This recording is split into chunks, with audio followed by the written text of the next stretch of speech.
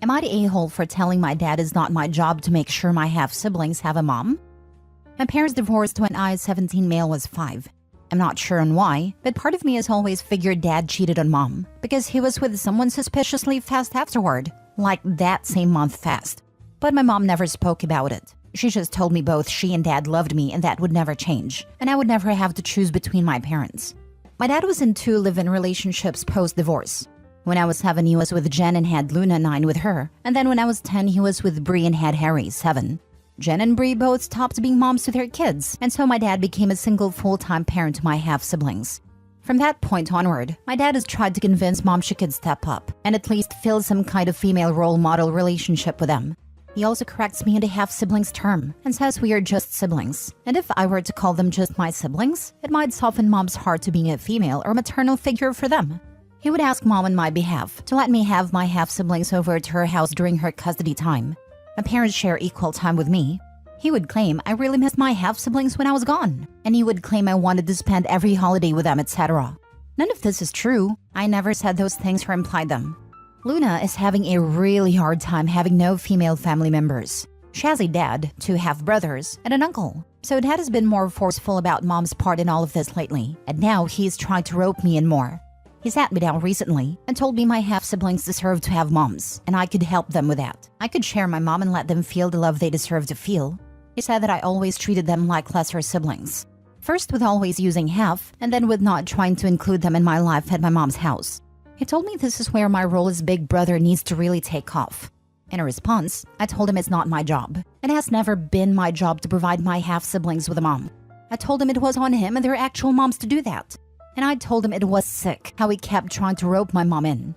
I told him to accept that he only had 1 kid with mom, and she was only obligated to care for me. His answer to that was, I was disappointing him with both my response and lack of concern for the overall well-being of my half-siblings. And he told me to do better, be better, and care more about my innocent little siblings. I told my mom about it, and she tore dad a new one for putting this on me.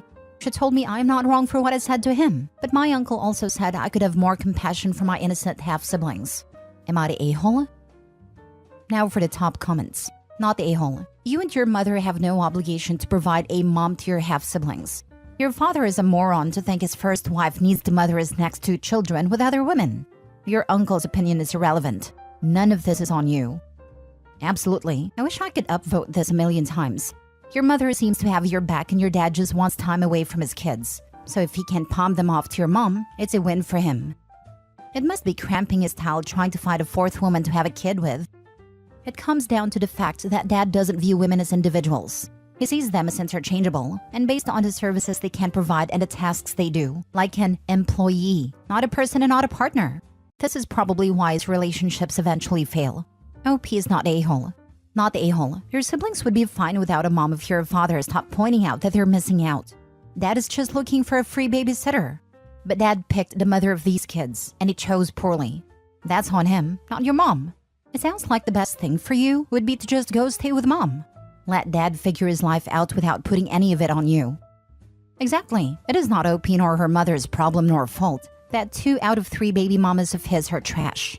And he's garbage for trying to parentify OP and dump his parental responsibilities on his first ex/OP's mom that has no legit reason, need, nor want to be a mother of his other kids except to OP who is her own. Not the a-hole. I bet OP's mother can't wait till OP is 18, so OP can go no contact on his pathetic butt. Next story. Am I the a-hole for telling my mother that she made her bed? Now she has to lay in it because she is upset that our relationship has changed? 2 years ago, my mother started dating a man.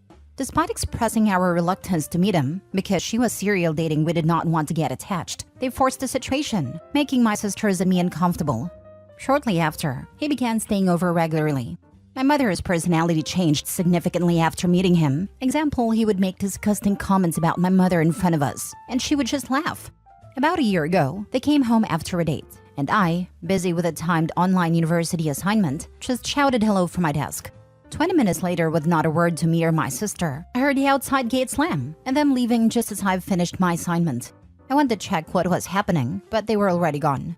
10 minutes after they left, me and my sister received a horrible voice message, where my mother accused us of being disrespectful and ungrateful, and how we do not want her to be happy. She also accused us of not greeting either of them when they came inside, though we both did. She left for a week and a half, leaving us with 4 days worth of food in the freezer and no money for electricity. I ran away to get my sister to school during this week, and also no return date. She wanted us to apologize for being brats and not greeting them before she would consider coming back.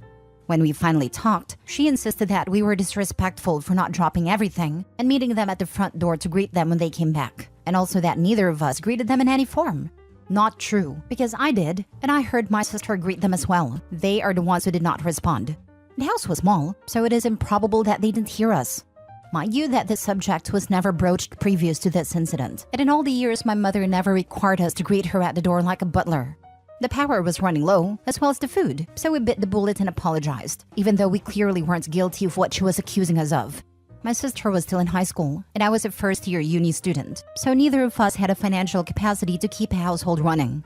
During this talk, I informed her that our relationship would never be the same. Recently, my mother questioned why our relationship remains distant. I reminded her that I had warned her about the lasting impact of our argument. Trust in her as a reliable parent was shattered, and I couldn't simply forget the 2 weeks she abandoned us based on false accusations. While she urged me to move on, I emphasized that she created this distance, and I couldn't force a connection that no longer existed. She's calling me an a-hole for holding this over her head. She says that she's still my mother and deserves forgiveness. But despite her being my mother, I believe the trust has been irreparably damaged. She has given me no indication that she has changed. So, am I the a-hole for what I said? Not the a-hole. Forgiveness is for people who are sorry and show that. She did a horrible thing, yet has no remorse. You should have called the cops and reported her missing and for abandoning your sibling that is a minor. Depending on where they lived and how old they were, not sure if either or both were adults considering they were in Union High School. It might not be seen as abandonment, and the police might not have been compelled to do anything. That being said, what their mom did was unforgivable. And you're right, she isn't owed forgiveness just because I'm your mother, especially if she isn't sorry. Not the a-hole. It's so convenient when the aggressor urges the person they hurt to move on, or that forgiveness is good for them. It sounds like she was done being a mom and created the opportunity to take a break and blame it on you. Utterly selfish, and her current argument shows she hasn't changed. Asking to be forgiven without an apology or indication that behavior would change is honestly pretty gross. Tells you everything you need to know about this woman. She says that she's still my mother and deserves forgiveness. Not the a-hole. Forgiveness is never deserved. She can ask for it, or ask what she must do to earn it, but it cannot be simply demanded. Mom apparently thinks that being a parent is a type of exemption from ever needing to apologize. Next story. Am I the a-hole for telling my daughter, who is facing homelessness, that only her and the baby can move in with me, not her husband? The husband has lived in their apartment for a number of years. The owners recently sold it, and the new ones are moving in. The problem is, rents have gone up dramatically. The rent they are paying is $1,100 for a one-bedroom, which I thought was a lot. But now that I'm trying to help them find a place, most are now going for around $2,000 a month or more. They can't afford this. My daughter knows she's always welcome at home. Granted, a baby complicates things. I wasn't happy about her having a baby. She's young, just turned 22, but I would never deny her housing. However, I can't stand her husband. Let's just call him Aaron for simplicity's sake. I wouldn't invite Aaron over for dinner, let alone let him live with me. Aaron's in his mid-30s. Criminal history. Hair-triggered temper. Chronically immature and has one hell of a jealous/possessive streak that has caused strain in their relationship, which I obviously do not approve of. Honestly, when she told me she was pregnant, I finally thought we'd be rid of Aaron. I genuinely thought he's exactly the kind of man to ditch. They've been on and off over and over since she was about 18 or 19. Alas, if anything, it made him cling to her tighter. They had a very rushed wedding, and this is their longest stint together without any breakups. Just over a year. There's still been the fair share of dramatics, of course, but I'm surprised they've made it this far. Even so, I simply don't want to live with Aaron. I don't like him. I don't want him around me. I'd go above and beyond for my daughter and the baby. They can stay as long as they need, but not him. Obviously, this has created a rift between my daughter and I. She doesn't want to live separately from Aaron. I told her then she needs to figure out alternative arrangements. Well, their move-out date is rapidly approaching, the 15th of December, and they're still not been able to find a place, and she's panicking. She's been begging me to let them stay.